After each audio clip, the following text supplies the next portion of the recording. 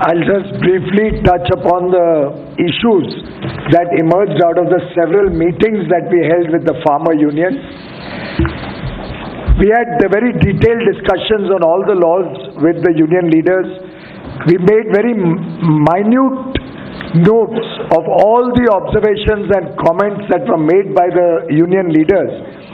And since they were not forthcoming with any specific issues, but were talking on more general terms and only sticking to one demand of repealing of the three laws, we were able to cull out the main issues that emerged from the discussions.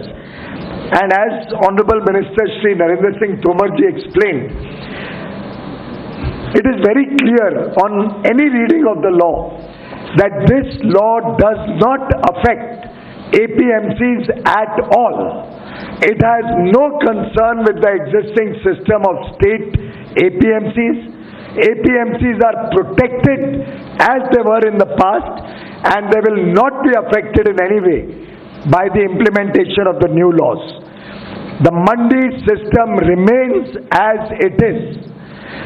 There were some concerns that there were no taxes stipulated in the law, for which we were willing to make amendments to consider their request that the taxes imposed on state APMCs under the APMC Act will also apply to private mandis or private marketplaces.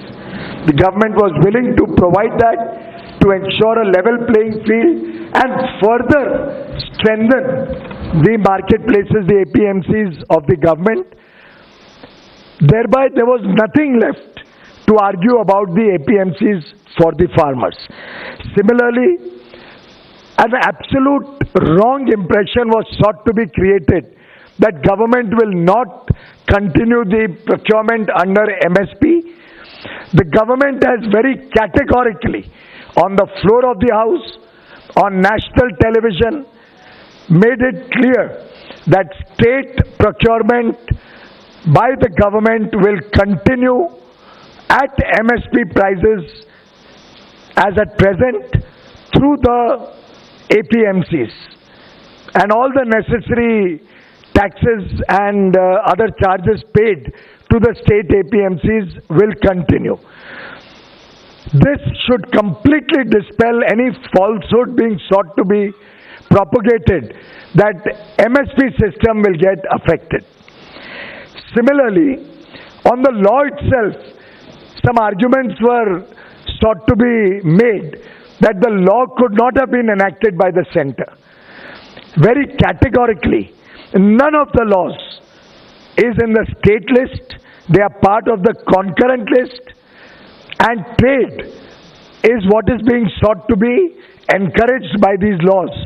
Therefore, there should be absolutely no doubt in anybody's mind that the center has the power to enact laws under the concurrent list for trade, particularly in foodstuffs, which has been very elaborately defined in the concurrent list, and there are several Supreme Court orders which have further elaborated on this subject, and therefore the center is very competent to enact these laws. There were some concerns that farmers will be forced to sell their produce in the private market. This is completely erroneous. I would like to confirm through you to the nation and the farmers of the nation that there is absolutely no provision in the law which brings an element of compulsion on any farmer whatsoever. The farmer is only being given another option, another choice, which will help him to expand his area of business or trade. He's being allowed to sell wherever he wants, whenever he wants, at whatever price and terms and conditions that he feels is good for him. If he still chooses to go to the APMC market, there is absolutely no stopping him under the laws. So while there is no restriction on the farmer, it is only an option. It is opening new doors for the farmer to expand his income, to become more prosperous, to go in for more profitable crops, to look at alternate agricultural produce which fetches them better market, and while preparing the law, every care has been taken that the farmers has an upper hand in the agreements that are made with any contract, under any contract or with any trader. In every law, we have stipulated that the farmer's land will be secure. No court, no SDM, no authority can pass any order whatsoever which will impact the farmer's land. The farmer's land will remain the farmer's land, and there will be no law, there will be no attaching the farmer's land under any circumstances. However, since the farmers raised an apprehension, we were willing to consider if it further needs to be strengthened or clarified. The government is happy to consider that. Similarly, all the agreements that are made under this law are in the favor of farmers.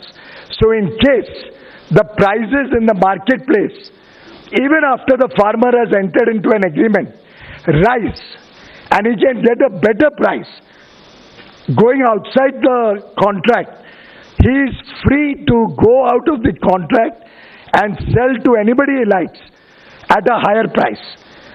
All that he will be required to do is pay back any advance that he may have taken under the contract without any penalty, and in a reasonable time. No restriction is also put on him in terms of time. The SDM can choose to give him any amount of time to repay only the advance without any penalty. So if prices go up, farmer has the choice to sell outside the contract, or if the contractor is willing to pay the higher price, the choice is of the farmers. Similarly, if the price were to fall below the contract price, the trader does not have the option to wriggle out of the contract. Trader is still bound by the contract, and he will be bound to pay the farmer the contracted price even if the market price goes down. So friends, in every situation, whether price goes up, it is to the advantage of the farmer. If the price goes down, it is still to the advantage of the farmer, because the trader will have to pay him the contracted price and cannot take the benefit of lower prices.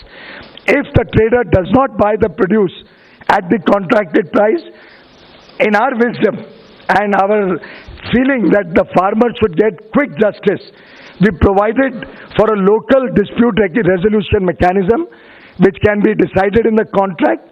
If it's not decided, the local SDM has to decide a dispute within 30 days compulsorily. Some farmer leaders tried to say